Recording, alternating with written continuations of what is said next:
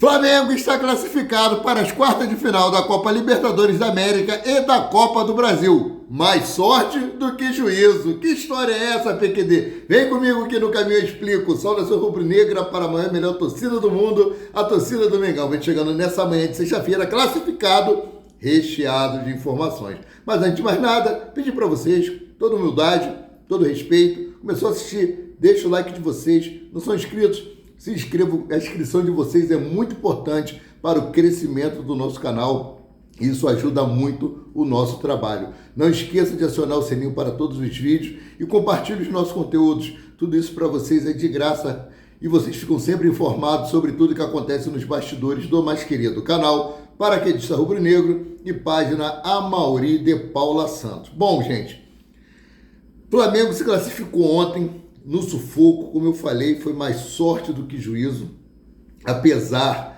de 73% de posse de bola do Bolívar. O Flamengo teve grandes oportunidades ali, grandes chances de abrir o placar, duas vezes ali com o Gerson, né? Mas depois vou trazer o que ele disse na coletiva de imprensa ali, né? Na coletiva de imprensa não, na zona mista, sobre jogar na altitude. Tivemos também com Ayrton Lucas, chutou a bola aqui no Rio de Janeiro, teve um lance também com o Carlinhos, chutou lá em Jacarepaguá, lá no CT1 do Urubu. Tive a oportunidade ali que o Carlinhos tocou, né? O Nicolas de la Cruz também não conseguiu concluir em gol. O Flamengo teve algumas oportunidades, mas o grande volume mesmo foi do Bolívar. Tanto que o maior destaque desse jogo, né, foi o goleiro Agostinho Rossi. Parabéns, Agostinho Rossi. Reencarnou Diego Alves. Fez cera quando tinha que fazer cera, fez boas defesas quando foi acionado. Então, assim, quando no jogo o goleiro é eleito o melhor jogador da partida, é porque realmente o time que esse goleiro pertence levou muito sufoco. E foi o que aconteceu com o Flamengo. O Ayrton Lucas deve estar com a coluna torta, né, de tanto que ele foi chamar ele para dançar ali na lateral esquerda, mas o Flamengo conseguiu resistir e conseguiu trazer a classificação para casa. Mas antes disso aí, eu quero trazer uma informação sobre o técnico Tite. O Tite passou mal ontem, teve uma arritmia cardíaca e precisou ser internado. O Clube de Regatas do Flamengo informa que após a partida de ontem em La Paz, o técnico Tite passou mal e necessitou de atendimento do Departamento Médico Rubro-Negro. Foram detectados elevações da frequência cardíaca, arritmia causada pela altitude. O treinador foi prontamente medicado e assistido pelos médicos do staff durante o retorno ao Rio de Janeiro. Após o desembarque, Tite foi encaminhado diretamente ao Hospital Copstar para a realização de exames que confirmaram a fibrilação arterial. O laudo não apontou a necessidade de intervenção cirúrgica até o momento. O treinador está lúcido, estável, mas permanecerá internado para reversão do quadro através de medicamentos. Aí isso foi a nota emitida pelo Flamengo, né, trazendo para nós, torcedores, a situação do técnico, e a nota finaliza assim: desejamos uma rápida recuperação ao nosso comandante. Bom, não gosto dos modos operantes do Tite, ele não tem a cara do Flamengo, ele não tem o DNA rubro-negro, mas como ser humano, desejo a ele um pronto recuperação, que ele esteja aí o mais rápido possível à beira do gramado, comandando o time do Flamengo. Desejo que o médico dos médicos visite e que ele venha se recuperar o mais rápido possível, né? Outra coisa que eu quero trazer aqui, ontem também, após o jogo, a delegação do Flamengo, né, foi atacada, o ônibus do Flamengo foi apedrejado por uma meia dúzia de pessoas, de marginais, que se dizem torcedor do Bolívar. A Conmebol, não só a Conmebol, a CBF, Conmebol, a FIFA, a CONCACAF, todas essas instituições devem se reunir para tomar medidas drásticas quando acontece isso, porque não foi só lá na Bolívia que aconteceu isso, não. Aqui no Brasil também acontece com frequência ônibus de clubes sendo atacados por marginais. Então tem que ter penas mais rígidas para que isso pare de acontecer. Graças a Deus, ninguém ficou ferido, mas poderia ter acontecido como aconteceu aqui no Fortaleza, que o jogador precisou ser internado. Então não dá não dá para continuar dessa maneira, né? Então, seguindo aqui, a delegação do Flamengo desembarcou no Rio de Janeiro após a classificação da Libertadores, né? E depois de garantir vaga na próxima fase da competição sul-americana, a delegação rubro-negra desembarcou no Rio de Janeiro. Antes de mais nada, o jogo contra o Bolívar foi na altitude de La Paz, na Bolívia, para dar sequência à temporada. A delegação do Flamengo desembarcou no aeroporto Galeão, no Rio de Janeiro, e a chegada dos jogadores e a comissão técnica e dirigente aconteceu por volta das 6h55 da manhã dessa sexta-feira, meus queridos.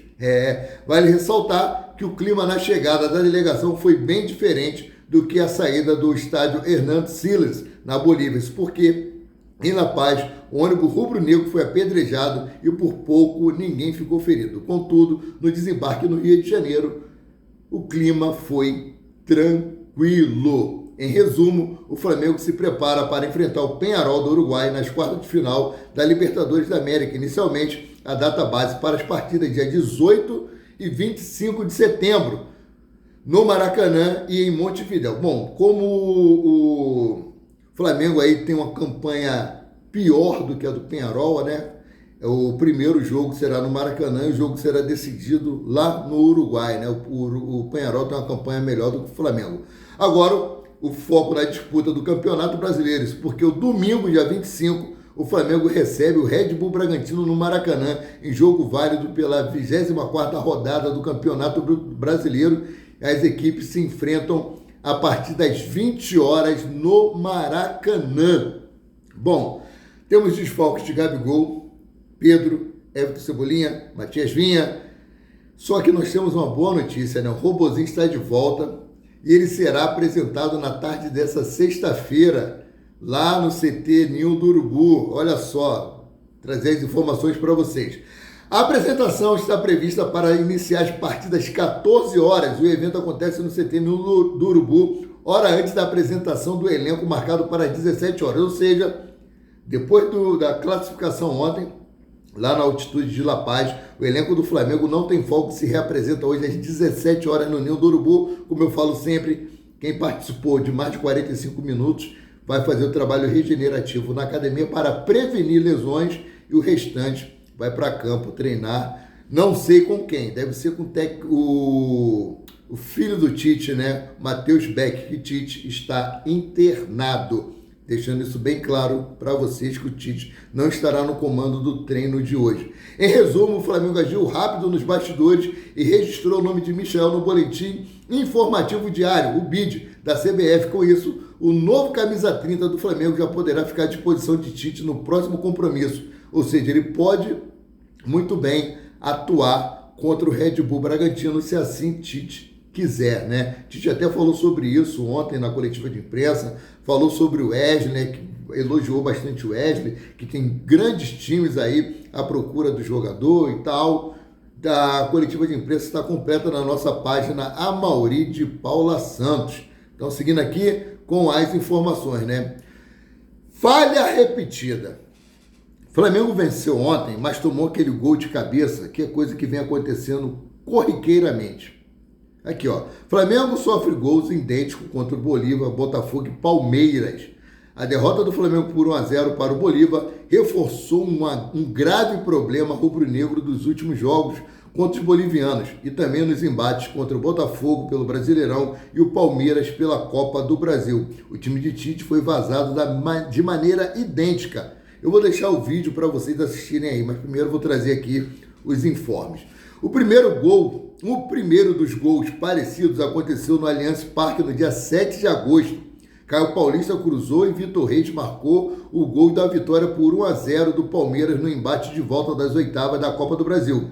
No entanto, o Flamengo saiu classificado porque já havia vencido por 2-0 no Maracanã.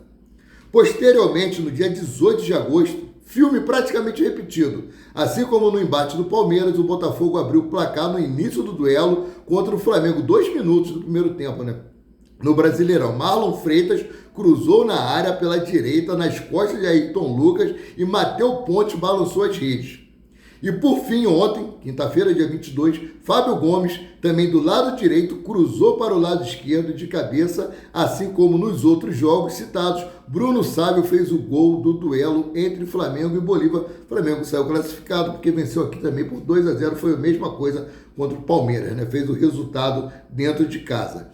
Mas é um absurdo o Flamengo continuar tomando tantos gols da mesma maneira. E ontem tinham 5 jogadores do Flamengo dentro da área, quando o jogador do Bruno Sávio, né, do Bolívar, fez o gol de cabeça, de maneira idêntica. Eu vou deixar o vídeo para vocês assistirem aí.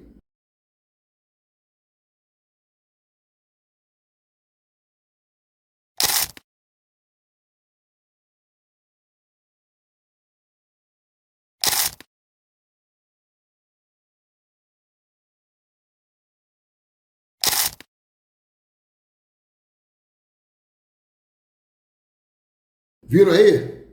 Não tem que ser feito alguma coisa de maneira urgente, não tem que melhorar o posicionamento ou então impedir que o jogador faça esse cruzamento ali da direita para a esquerda. É um absurdo até hoje não ter sido feito nada. Da mesma maneira, sempre gol de cabeça e pior, esses 3 iguaizinhos. Ou seja, assistiram os jogos do Flamengo para poder fazer essa jogada. Então vamos fechar aqui o vídeo, né? Fabrício Bruno e Gerson celebram demais a classificação do rubro-negro, que agora enfrenta o Peñarol do Uruguai na próxima fase. Abre aspas aqui, muita dor de cabeça, mas é Flamengo.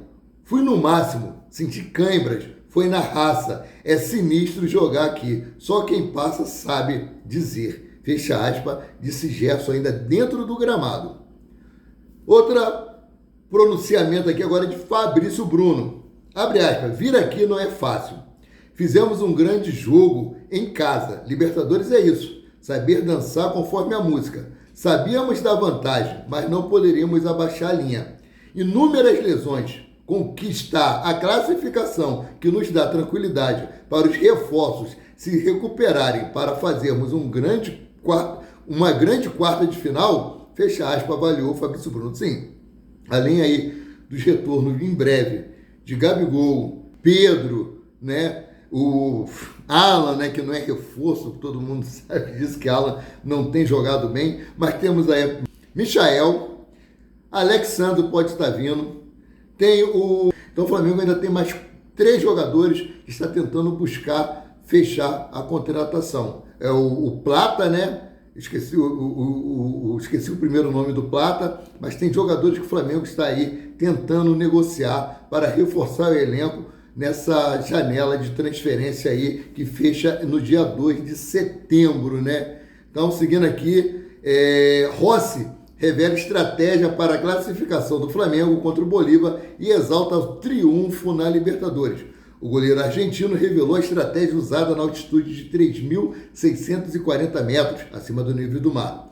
Tentamos fazer um jogo que complicasse eles.